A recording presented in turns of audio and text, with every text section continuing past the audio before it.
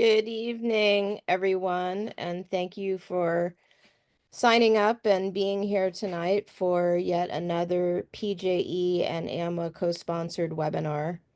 I'm Dr. Pringle Miller. I'm the founder and the executive director of Physician Just Equity, and I'm joined by two esteemed colleagues who I'm going to introduce shortly. Just want to remind people that the name of this webinar is the Mastering Mastering the Basics Foundational Skills for Interpersonal Conflict. And I'm going to give you the layout of how we're going to spend the hour, and then I'm going to introduce the two presenters. So for the first 15 minutes, Dr. Foster is going to share foundational knowledge, the approach to conflict and conflict handling style or styles. The second 15 minutes will be Dr. Kim is going to share foundational skills, asking questions, and handling strong emotions. We're going to have about a 15-minute role play following that both Dr. Foster and Dr. Kim will participate in, and then we'll open up for questions, and then we'll have some closing remarks, and we'll try to be mindful of everybody's evening time and finish on the hour. So it's my pleasure to introduce firstly Dr. Tianne Foster, who is a medical professional specializing in burnout prevention, workplace well-being, and conflict management.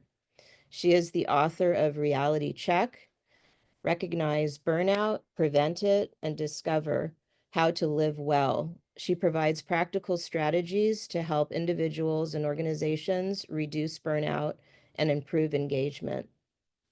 With experience in the US, Canada, and the UK, she offers a global perspective on workplace challenges and effective solutions for fostering well-being and team dynamics. So welcome, Dr. Foster, and thank you for putting together this webinar. Secondly, I'd like to introduce Dr. Sara Kim, who is the George Bilston Endowed Professor in the Art of Communication with Peers and Patients in the Department of Surgery at the University of Washington School of Medicine, that's in Seattle. Her research focuses on communication skills for resolving conflict and navigating power hierarchies. She also serves as a certified coach and a mediator in Washington State. Thank you, Dr. Kim, for also participating in this webinar this evening. So I'm going to hand it over to the two of you. Thank you, Dr. Miller, for your introduction. We're going to get started here. So today we're going to build a foundation for successful conflict management.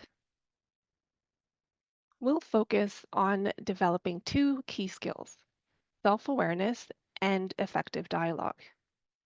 So becoming self-aware helps us to recognize our tendencies and biases, which helps us respond rather than react during conflict. Dialogue skills, they enable us to engage and approach conflict with curiosity and respect, rather than defensiveness or making assumptions. So in healthcare, disagreements with colleagues, interdisciplinary teams, and patients are inevitable, and studies show that negative workplace relationships contribute to burnout, which is why understanding how to manage conflict effectively is a critical skill for every professional, not just those in leadership. So conflict can take two forms. Constructive conflict encourages diverse viewpoints, fosters a collaborative approach, and strengthens relationships. Whereas destructive conflict harms team dynamics, strains relationships, resulting in stress, and it can negatively impact patient outcomes. Conflict can arise for many reasons, and I'll walk through a few common causes. So misunderstandings are one of the most common triggers, often resulting from poor communication or unclear leadership. When communication breaks down and leadership lacks, even simple process changes can feel disruptive. Our personal state also plays a role. When we're hungry, angry, late, tired, or stressed, our ability to manage conflict effectively could become more strained. And if conflicts are left unaddressed and the tensions remain, they often grow into a bigger conflict later on. So, staying calm at times is often easier said than done, but one way to manage it is by focusing your response on facts instead of reacting based on our emotions or the stories we tell ourselves. So, put a thumbs up in the chat if you have heard of these three common narratives that we create: the villain, victim, and helpless.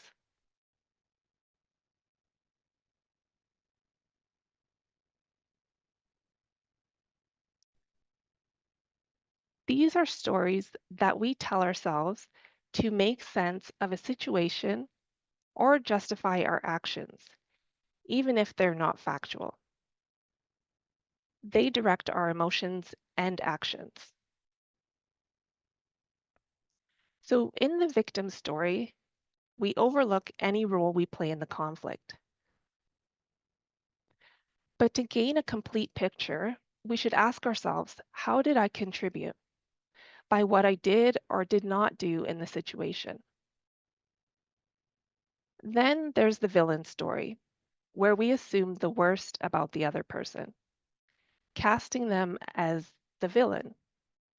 So, this story pattern helps us justify our reciprocation of negativity or mistreatment. A better approach is to view them as a reasonable person and try to understand their intentions. Lastly, the helpless storyline excuses us from taking action as we convince ourselves that the situation is hopeless. Nothing can be done, and we resign to helplessness. So instead, we should think of our goals and desired outcome.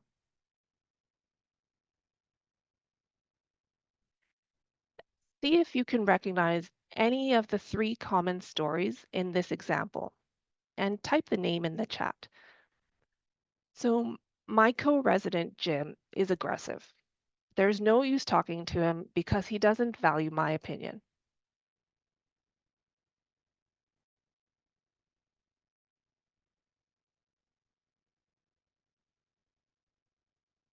So, put in the chat if you recognize any of those common um, storylines.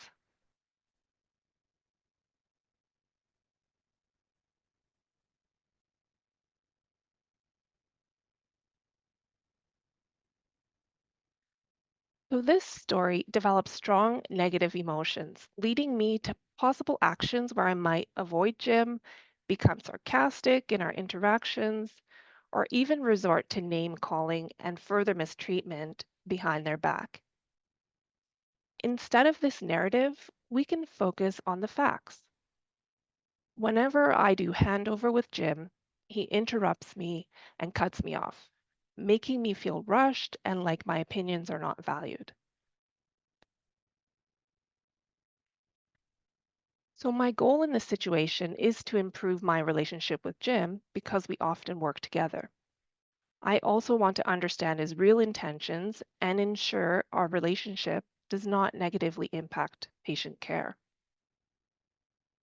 To have the best possibility to reach this goal, I need to ensure optimal conditions for a productive conversation. So it would not be appropriate to call out Jim during handover or in front of staff or students. Optimal conditions would be to talk in private. And during that conversation, I need to listen to understand, respecting that Jim, like everyone else, is entitled to their opinion, even if it differs from mine.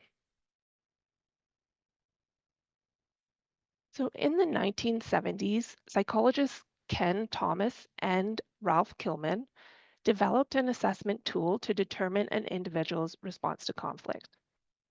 There are 5 handling modes, which represent a different approach based on 2 dimensions of how assertive, meaning how much you prioritize your own needs, and how cooperative you are. So, how much you consider others' needs. So, starting in the top left, the competing mode, this individual is highly assertive and uncooperative. They're concerned more with self. So, their approach is focused on winning, even through force or coercion. This leads to an I win and you lose outcome. Collaborating individuals are both highly assertive and cooperative. So they try to find a solution that allows them to meet each person's underlying concern or interest. And the result is win-win. In comparison, accommodating is also highly cooperative, yet less assertive. It's the opposite of competing, and individuals prioritize the other person's needs while making concessions. So the result is lose-win.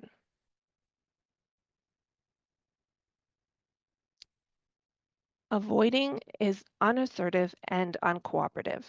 They do not address the conflict, and that results in lose-lose outcome. The middle ground is compromising. That's where both sides will make concessions. And in that situation, the outcome is win some, lose some, which could comparatively be less ideal than collaboration. So each mode could be useful depending on the situation and desired outcome. The key is actually recognizing when and how to use each one effectively. We all have the ability to adapt, but without self-awareness, we may default to a predominant style. First, the competing mode is used for urgent decisions where quick action is needed. For example, during an emergency intubation when a decision must be made immediately. Collaborating is best for long-term solutions and integrating multiple perspectives. For instance, when surgeons plan a combined operation, they work together to develop the best approach for the patient. Then we have compromising, which is about finding a middle ground where both sides will make concessions. An example is a pregnant patient with cancer who refuses early treatment, but after discussion agrees to induction so treatment can begin sooner. Accommodating is used when preserving harmony is more important than winning or when the other person's needs take priority. So, an example is a patient who requests to delay treatment until after their child's wedding, and the physician agrees to honor that request. Finally, avoiding is useful when the issue is minor or when stepping away allows emotions to settle. For example, if an angry staff member complains about a student, instead of engaging immediately, you might need to step back, gather information, and address the issue later with a clearer perspective. The key to effective conflict management is choosing the right approach for the situation. Now, I want you to reflect on which conflict handling mode you use most frequently and select it in this poll.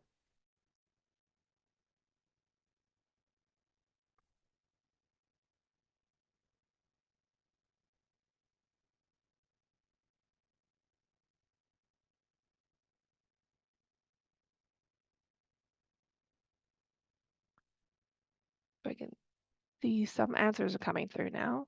I'll give you about a minute. It's quite even so far. Nobody said competing. So in order to reach a collaborative approach in conflict, we need to create a plan. A key part of this plan is developing a goal by identifying our underlying interests rather than just focusing on our positions. So in the example I gave previously, my position is that I want Jim to stop interrupting me and pressuring me during handovers. But shifting to my interest would be that I want handovers to be a smooth, respectful exchange where we can both communicate effectively. So collaboration requires considering both perspectives. So an important step is giving Jim the chance to share his side. And now is going to introduce key skills that help to reveal common interests and motivations. Great. Thank you, Dr. Foster. Hello, everyone. It's good to see at least 7 of you. I can see in the participant list, and thank you so much for being here. And what I'm going to do is build upon Dr. Foster's foundational work and focus on 3 skills. And I want to contextualize these skills in how we typically have conflict dialogue. Now, this is an ideal situation. So I'm assuming that there is a meeting that's already in place and you have some time to prepare. So preparing, as we know, is important. It's important that we may have to avoid a conflict dialogue without walking into a conflict situation unprepared. That's how important preparation is. Then in the actual discussion, many of our skills have to be marshaled to meet the heat of the moment, surprising comments you may hear, and also to manage ourselves. And when I say managing, it's managing my head, my heart, my body. And then we conclude the conversation. Even if the conversation didn't go well, I would like to think that I can always conclude by saying statements like, hey, Stacy, we didn't accomplish a whole lot. And actually, our discussion has revealed deeper problems. I would like to think this is a good start. Thank you for your time. Let's meet again. So this is how I approach conflict dialogue every chance when I have some time. Now, it's a different matter if in the Q&A, if you want to hear a little bit more about what I do when conflict just drops on me in public, and I am pressed to say something in the moment, what do I do? But so let's step back and focus on the skills. So next slide, please. So we're going to look at how to ask, and next slide, please, ask questions. When you see this, what are you seeing? If you could put in chat, I'm not sure if you can unmute yourselves as much as I would love to hear your voice.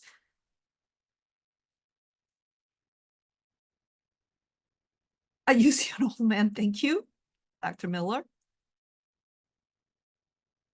Yes, man with bush beard as if he had been under a lockdown for over a century. Anything else? Rebecca Thomas, see old men with hair looks like leaves. Yes, it's part of this predominant picture, and Dr. Miller cracked the code, so to speak. The couple. Does anybody other than Dr. Miller see the couple? Okay, Dr. Foster, can you give it one click, please? So if, yes, 2 women, it could be a woman, gender, it's unclear to me, myself. I always thought it was a boy and a girl, but the important thing is 2 people. So why do I use this in talking about asking questions? This is how important our questions can be. When especially we are dominated, our thought process is dominated by what we see, what we believe in, what we heard, what we know. We may say to the team, hey guys, it's about the old man with a messy hairdo. But the power of questions can help reveal what may be truly incubated in the issue. So could you click once? So I'm a trained mediator, and from day one in the training, I was taught to avoid asking the why question because it can put people in a reactive mode. It can shrink the space for the person to think and engage and partner with me as we are unfolding complex issues. So a good habit to build, and I trust that many of you have your own repertoire of how you ask questions. Try asking the questions with what or how, what or how. So what made it difficult for you? Instead of why did you drop the ball? What led you to make the decision instead of dismissing their decision-making process? What concerns you the most? I use that. What concerns you the most when somebody shows up with lots of undifferentiated complaints? And by saying what concerns you the most, I am actually helping that person narrow down to the priority issue that I can tend to. Another way to ask question is to begin with how. How do you see things differently? How did you arrive at your conclusion? How can we move forward?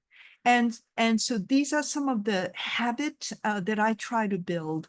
I still ask why questions when I'm under pressure, when I think things are not done according to my standard, when my concern for myself is over my concern for others, I still revert to the why question. So I hope it's helpful, but I also trust you're already perhaps using this way of asking question. So by doing what or how, it can actually, the question can beam into the depth of the issues to reveal what may be truly underlying. Next slide, please. Okay, could you click and just click through, please? So the previous slide was about asking questions in order to engage others so I can understand the deeper meaning of the issue. I also use asking questions for my own introspection. So, and it's so hard, especially along the power hierarchy, when I'm a supervisor and staff members say things that I don't appreciate. And it's very tempting to ring my power bell and make them stand in line according to my expectation. So this is very hard, and it's going to be a lifelong endeavor for me to ask myself, okay, Sarah, when your staff member says, it's so hard to build trust with you, Sarah, I have to guide myself through these thought processes. Okay, what did I hear? What did I witness? Well, I heard something about trust and strong emotions around that. Well, what didn't I hear? And what didn't I witness? So again, you know, we saw the old man. That's the predominant feature. That's what I hear. That bends my sensorial attention. But what's underneath that that man was this kissing couple or two people hugging. So same thing. What is it that I didn't hear, I didn't witness that may hold the real grievance when a staff says, what would it take to earn your trust? Or it's so hard to earn your trust. So I literally go through these 4 questions. What could this mean? What could this mean? When the staff says trust, what does it mean? What else could it mean? Well, you know, performance evaluation is coming up, and could this be some anxiety that's building up? Is the person catastrophizing performance evaluation could poorly? I don't know. What might have led the person to say or, you know, do things like emailing me a one-liner, so hard to build trust? Is it because I haven't sufficiently appreciated or recognized the person's work? I don't know. How do I now understand the matter? I know for sure trust may have deeper meaning. And 9 out of 10 times after going through this, I realized a communication or a conversation we need to have the conversation. Instead of me making the story about what trust may mean, and the context of in which the staff member delivered the message and ways in which it came across in email.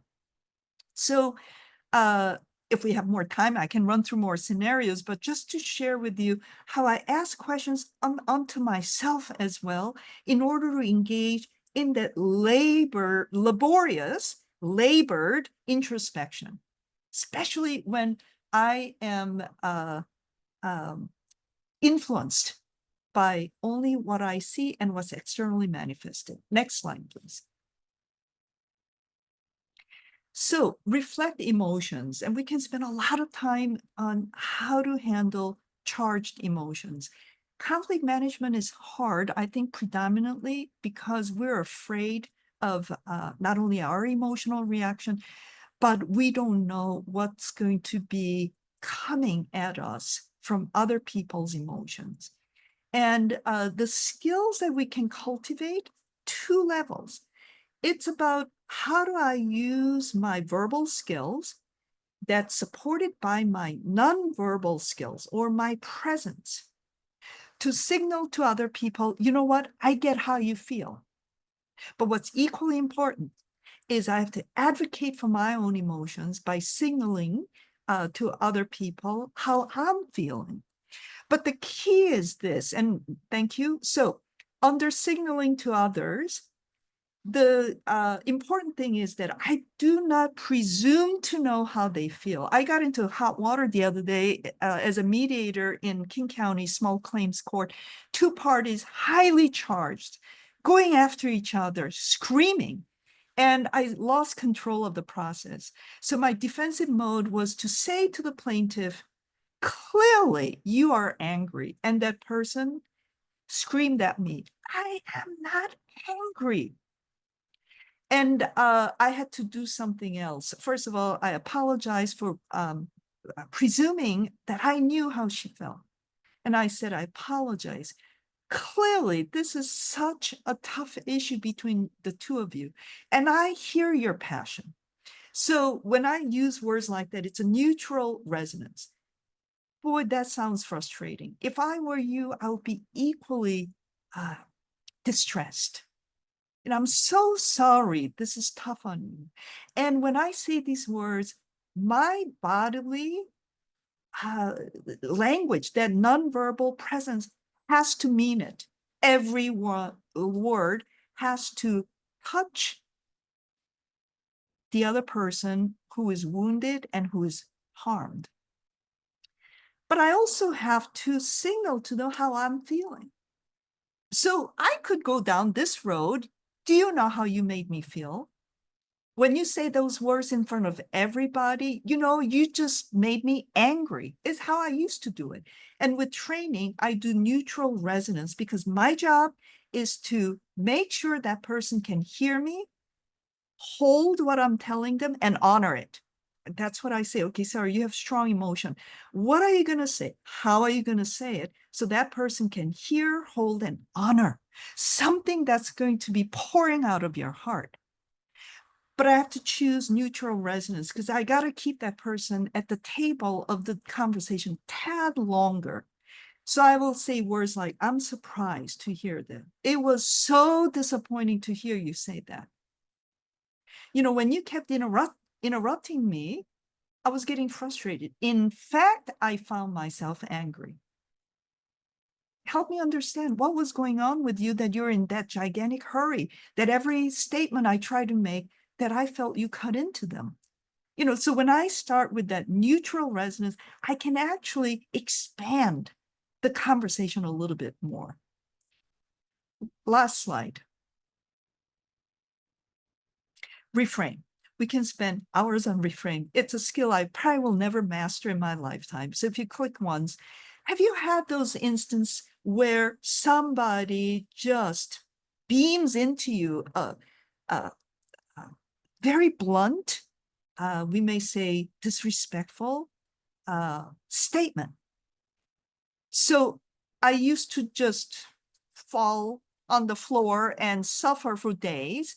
And I learned these reframing skills. So it's power of verbal skills to turn these fixated ideas into possibilities. Most people who come at me in this way, they're fixated in the past. They just can't get enough of chewing over what had passed where I have zero control over.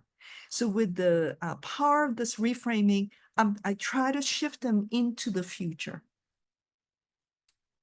And then when I get these critical remarks that sometimes don't have merit, may have an intention of hurt, how am I going to take that and let them do the laboring through my reframing skills? So I brought some examples. So if you can click once. Please don't click. I decide things around here. Somebody says that. Maybe you don't hear this in the hallway of your workplaces. I do hear this. Somebody, especially in a position of power, says, I decide things around here. In the past, I would have just been quiet, and I would have just subsumed myself as subjugating myself to that person's authority. If you can click once, please. This is what I say. No doubt, and I use that phrase a lot. No doubt you're in charge. I'm not fighting your authority. I acknowledge you're in charge. But then I'll have to advocate for myself. You know, I believe you knowing my concerns may further inform your decision. At least I'm trying to give my opinion a bit of a chance. I was asked once, somebody said, why do I have to do all the work? I used to think that way, but I realized, unfortunately, the world doesn't have much care and concern for my dignity and humanity.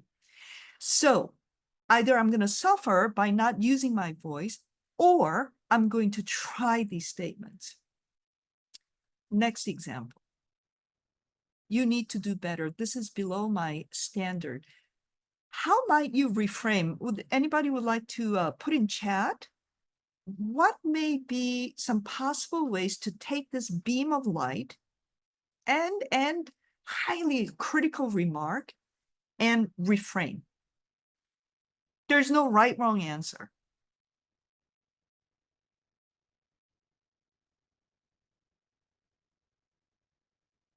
Anything you might want to put in chat?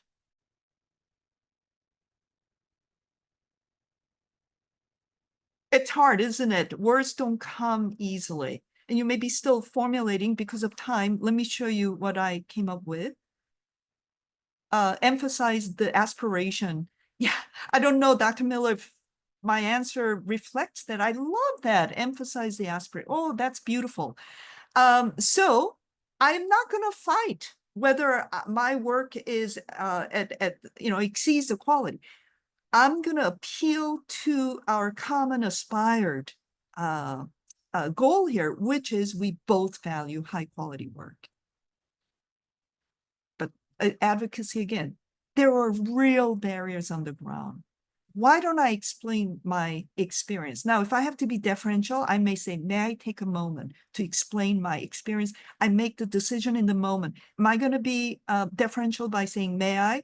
Or am I going to just run through and say, why don't I? And then I go into my explanation. And I can be better, but I'll like you to hear my perspective. Can I explain my, yeah, beautiful. Yeah, I recognize I can always improve. And then beautiful, beautiful work. Thank you. The last one, could you click, please? I bring 20 years of experience. I know what's best for my patient. Now, this comes from Seattle Children's Pediatric Infectious Disease attending. And so it's around antibiotics medication. The statement came from a surgeon. And could you just click once, Dr. Foster? I love this answer. Instead of saying, well, I bring 20 years of experience too, this attending said, that's right. 20 years of experience leads you to be concerned. How about if we try your way first? That's going to take some time. We'll have to focus on what to do together in the short run. Isn't that a beautiful way to handle it? And when he shared this with us, he was so unflappable. I thought this was a gold standard answer until I went to Wake Forest Medical School last week in Winston-Salem in North Carolina. And we used this prompt, and somebody raised the hand and said, this is what I'll do. I bet 40 years of our combined experience will lead us to the right decision. 40 years. I never thought of doing math. That person really enlarged the pie instead of doing the headbutting thing. Oh yeah, I bring equal seniority here. Hold your questions. We'll have Q&A.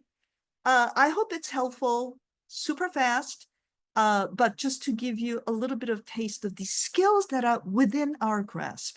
And it is through practice, practice, practice, not at workplaces, because it can be high stake, but everywhere you go. I try this at our grocery markets. At Home Depot is a good place because people engage with me, and I'll try to say thank you in 10 different ways. That's how I got started. 10 different ways in which I can thank people. Charlie, thanks for working on a Sunday. Hey, Cindy, thanks for chatting with me. You made my day. That's how I started, because that was what was within my grasp. And then I started to build my tools and deepen my repertoire, and it'll be a lifelong skill. Thank you very much. Should we move to the next? What books Well, do I thank you. recommend? Yes, Brianna Clark, thank you. There are references at the end of the slide. So hold Well, off. thank you, Dr. Kim, for sharing those skills for maintaining dialogue in conflict situations. So we're going to move towards a scenario now that we're going to role play for you. So in this scenario, I'm the department chair, and I've scheduled a meeting with Sarah, who's a faculty member, to discuss concerns raised by administrative staff. So several team members had frustrations that Sarah needed to be more present and actively engage their voices.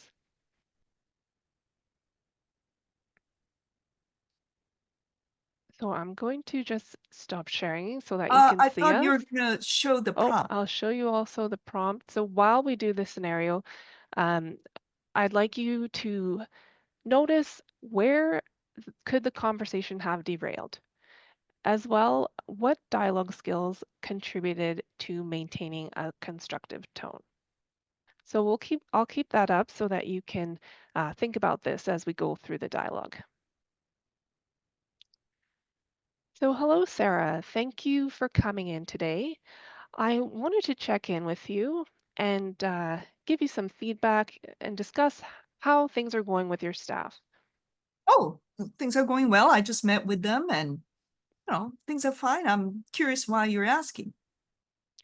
Well, I called you today to have this meeting because there are multiple admin staff members who came to me and, they mentioned that they felt um, perhaps you didn't hear their input or weren't allowing them to provide their input and advocating for the team. I'm confused. Why would they go to you instead of telling me directly what they're concerned about? As I said, we had a team meeting today, and it was very friendly. People were smiling. Um, I just feel like I just got stabbed in the back. I need to know who went to you and what exactly are they saying behind my back. Well, I can see that you're hurt by this, Sarah. And you're feeling betrayed, but I don't think that was their intent when they came to me. Really, if you could think of it maybe from their perspective, if they weren't feeling heard initially, it might be difficult for them to um, give that difficult feedback to you and actually feel like they would be heard. So I think that's why they came to me to mention it. Well, I thought I wish they considered my feelings as well. It's really, really hard and demoralizing. I know, Sarah, you have great leadership skills. And I think your staff are missing you as a leader. Hmm.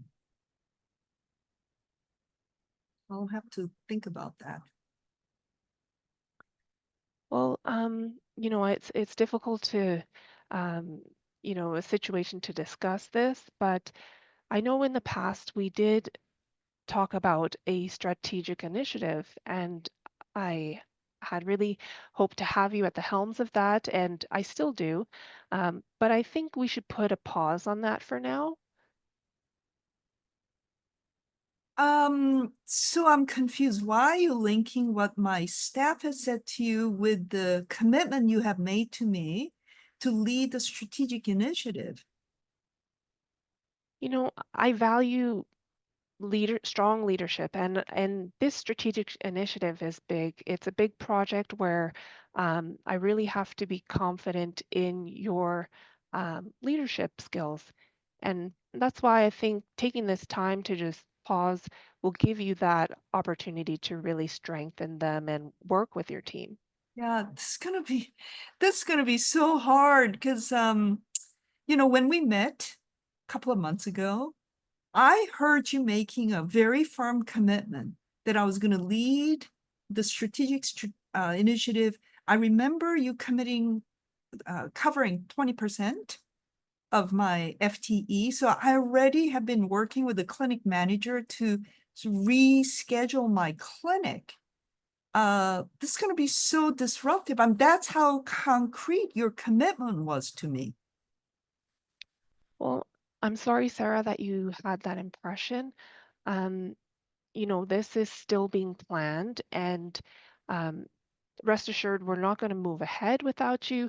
There's still some logistics to go through, but this pause, will develop that strong relationship that you will need with the staff that you're going to be working with.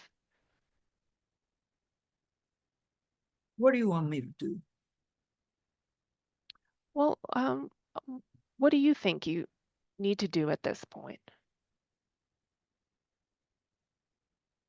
Um, what comes to mind is I'll talk to the director and try to get on the ground reality check. Um, I'm thinking I do run my meeting super efficiently, so I kind of, run it. Um, and I just count on them to stop me if they have any input or concerns. And I don't know if it's that when they say I haven't sufficiently included their voices. Um, so I'm just really confused, what had led them to escalate the feedback in this manner. So let me work with the director to gather more information. If she thinks a listening kind of gathering is important, then I'm willing to dedicate some time and hear them out, and then partner with the director in thinking about the next steps. But I'm willing to do that, but you're giving me this 2 months kind of time frame to see things improve. So like, how will you know my leadership is improving? Well, I would like to check back in with you. If we can meet in another 2 months, say, I'll also be able to check in with your team, and I'll let them know that we had this meeting today and I spoke with you, and I really appreciate your openness. Well, I'm sure you put a lot of thought to providing this feedback. I will try to remember you're not doing this to punish me, but you have you're investing in my leadership. And I appreciate that you're also pausing moving ahead with the strategic initiative until we can regroup. So um, how about this? I will check back with you.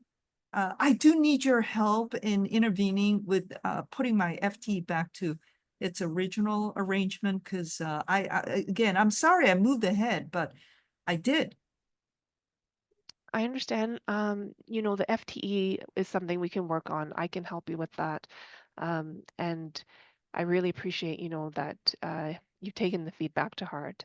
And we'll meet again. We'll check back in about a couple months as well as work on the FTE. Okay, thank you. Thank you. Thank you. So Dr. Miller, I know you wanted to have 15-minute Q&A. We were also hoping to kind of hear from the audience members, their reaction to the role play, and maybe questions could be folded into them. Yeah, I think definitely. Maybe if you want to, if the attendees want to give their opinion on the discussion during our Q&A as well, we can tie that together. Yeah. Yeah, that sounds good. So I'm sorry, the first thing that you wanted to do, Dr. Kim, was what? Just get Just see feedback if about. anybody has, any sort of reaction to these two prompt questions. And at one point, Dr. Foster will transition the slide to the references. Yeah.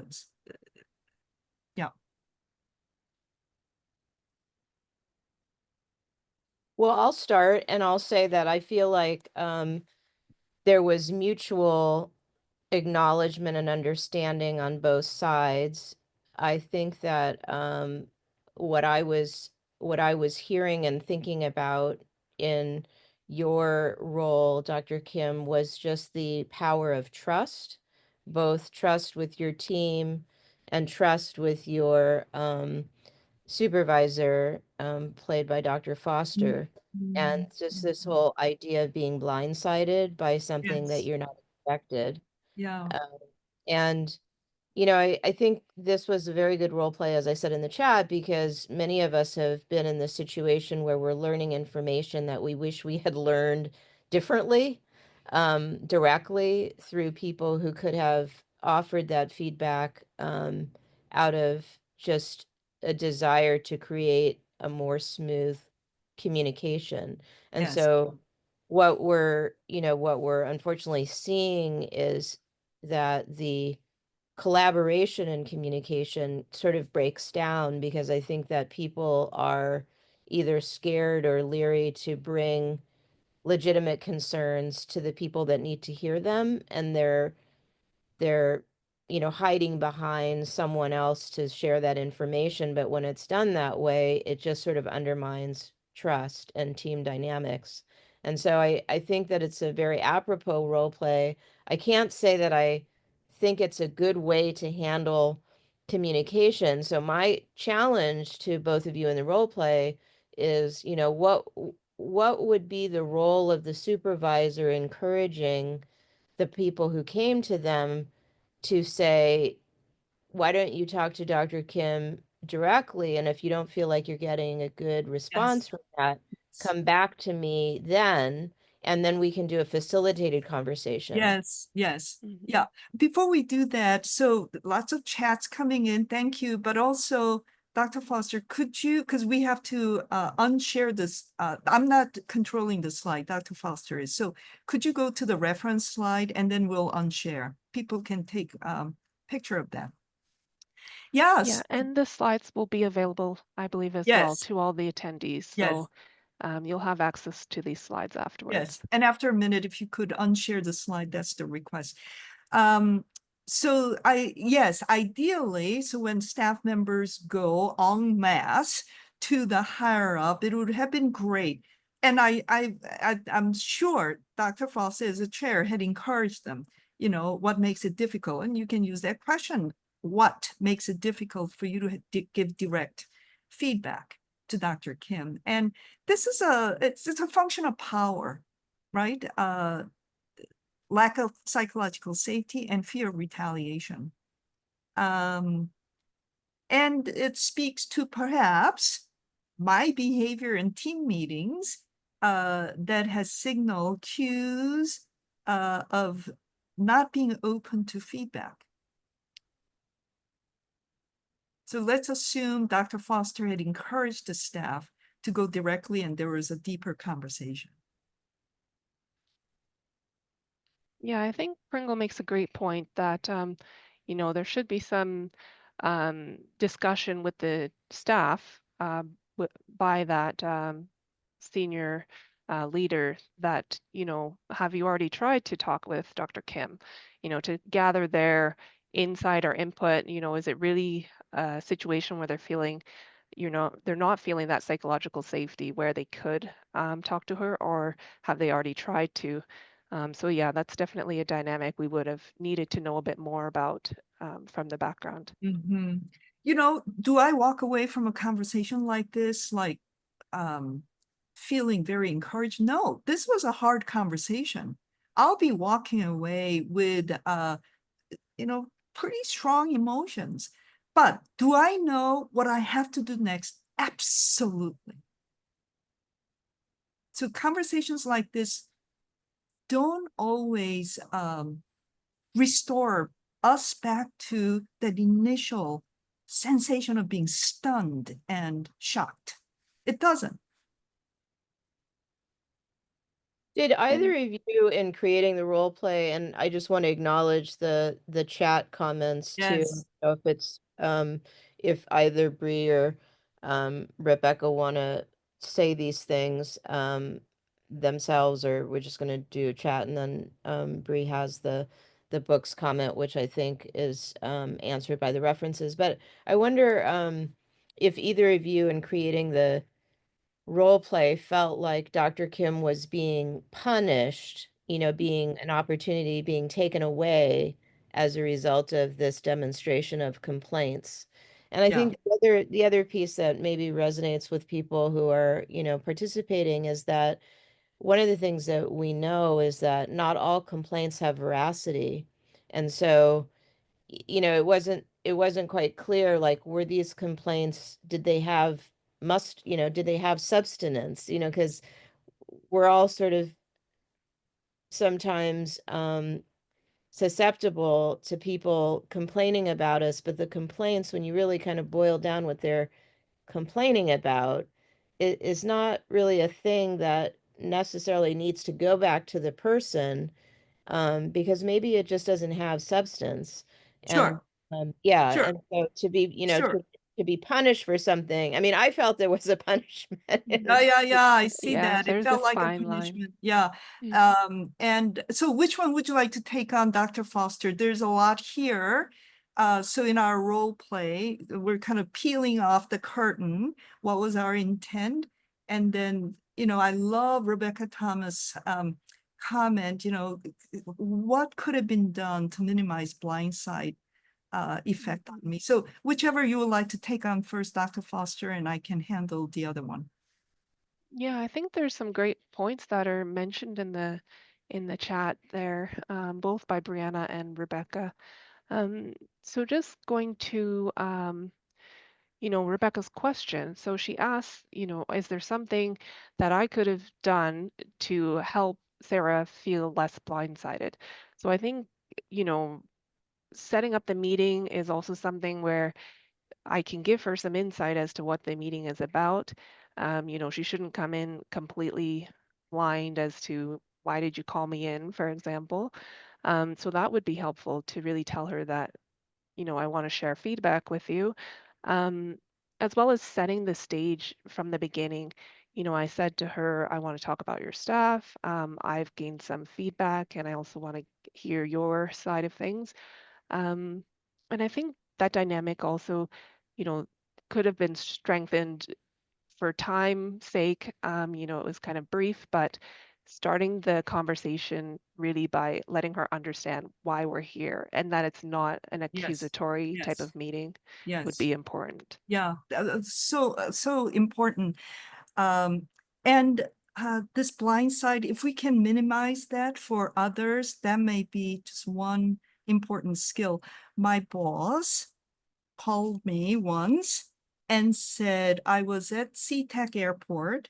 Somebody came up to me and said, it was reported to the medical school faculty personnel office that Sara Kim, in her conflict management training, used a scenario that put somebody, a leader, not in the medical school, at another health profession school, a leader from that school in a negative light.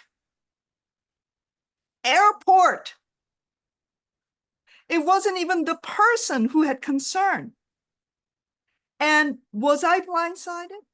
Absolutely. My first thought is, why is my boss transmitting this to me? So I put it back to the boss.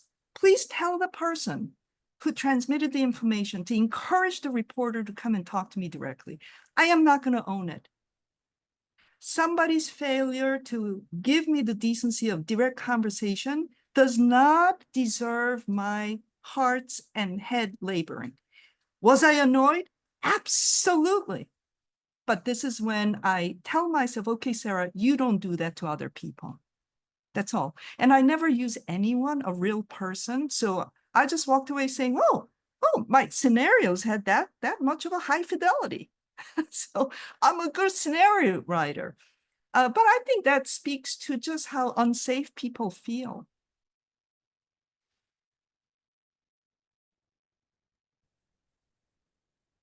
As That's a for great punishment, example. yeah, as for punishment, it didn't occur to us. I don't know if you follow Dr. Foster's line. There was a line, two lines that we intentionally put in one. When I kept saying, well, who said what? She said, I think the team misses you as a leader. We came up with that, and that was a very heartfelt, it actually stirred my heart when we came up with that line. Second, she said, we're not going to move forward with the strategic initiative. We need you. I just want you to get your, bond and relationship with your staff. And I don't know if Dr. Foster said, because your team is going to need to support your work in the strategic initiative.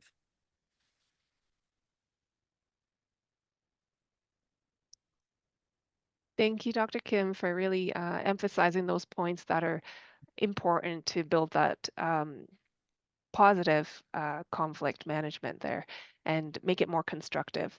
So I think we're going to go into questions. There's going to be some final remarks from Dr. Miller, but if you have any questions, let us know. And you're also welcome to contact us directly. You have our emails.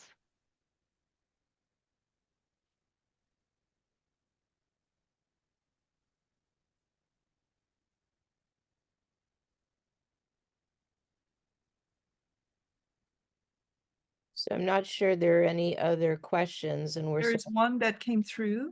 Okay. Because it's passive aggressive scenarios. Boy, if we had time, I'd love to hear a little bit more about that. Probably a good topic for a webinar. Mhm. Yeah, we could do a whole session. Jacqueline, maybe you should be recruited for that one. Yeah, To exactly. help us plan that one. Exactly. Well, so we're kind of right at time. Yeah, I think we're gonna have to close it there. But let me just say again, thank you so much to Dr. Foster and Dr. Kim for putting this webinar together. I think that based on the participation of the participants, it was something that resonated with all of us, and practicing this sort of communication is so important as we go forward in our, work environments and even in our personal lives.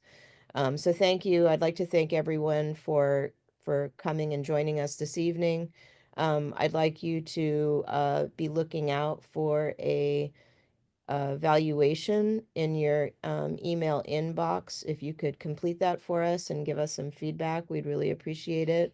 I also hope to see some of you at the Women in Healthcare Global Congress that's coming up in Boston at the end of the month.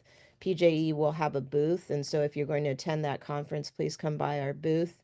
And also just be aware that PJE is going to be publishing a guidebook on navigating workplace injustices and conflicts. So that's something to kind of keep an eye out for as well. And then, as Dr. Foster said, the slides can be made available upon request, and then this will be created into a Vimeo, and so it can be watched again and distributed. So good night, everybody, and thank you again.